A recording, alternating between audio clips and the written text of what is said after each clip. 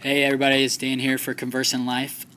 This is day 4, and on day 4 I went to this movie called The Reporter, and during the film The Reporter, there's this argument that people a lot of times don't care about issues in places like Africa and other places across the world if the story is told as more than one person. They gave this example when they showed just a photo of one little girl.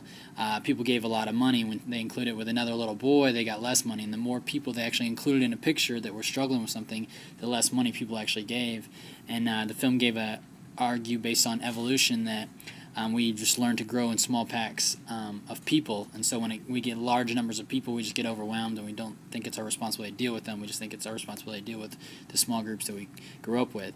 And so I asked a question to the director about this part of the film, and that's what this is right here. Deal with that, yeah. Anyhow, do we have one time? If I filmed this question, by the way, me asking it? All right, thanks. Well, first of all, I love the film. I thought it was really powerful, and I just thank you that you're so brave to get in some of those. I mean, those are really serious situations. So you going there helped us see that, and I appreciate that. I guess my question is, I'm making a documentary, and I'm trying to convince my friend. Basically, it's about me trying to convince him to care about these issues. Yes, I got an email from you. Oh yeah, you really got an email? Yes. Sorry, I ignored it. I was on the way to the festival. I understand. It was worth a try, though. So in the story, though, you talk about that experiment with the research and the one picture, and then when it was just a single person and the double person, or two people, I thought it was really interesting. The more that grows, the less people care. But then there's really a short kind of explanation of that, and you went into evolution and stuff. And so I'm trying to get my friend to care, and I'm wondering why he doesn't. And I thought that was interesting. I don't really agree with it, I agree with probably what the results, but your reasoning, but I'm not sure about it. So I was wondering if you could expound on because it's really short, the evolution. Why?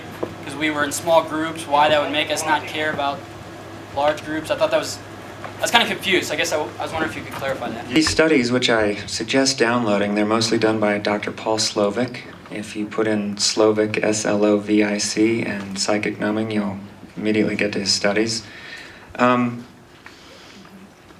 What Slovic is kind of suggesting is that evolutionarily, we didn't travel more than a few hundred miles in our entire lives. So not only did we not know about what was going on in the rest of the world for thousands of years, we had no reason to care. If someone had said, "Oh, there's a famine on the other side of the world," we wouldn't have understood what that meant, what these people were suffering with, because you're in a survival mode. So you don't have the mental time or capacity to stop and worry about other people. So Slovic kind of says, this doesn't mean that we're bad people.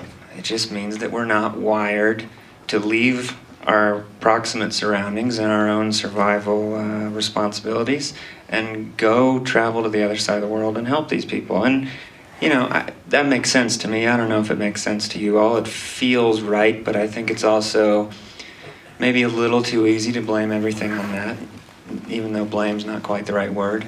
As far as your friend caring, I did look at the link that you sent me. Anyway, this guy's doing a film. He's trying to get his friend to care about Africa, so he's bringing his friend to try and get him to care. It's an interesting subject. There's a plug for you.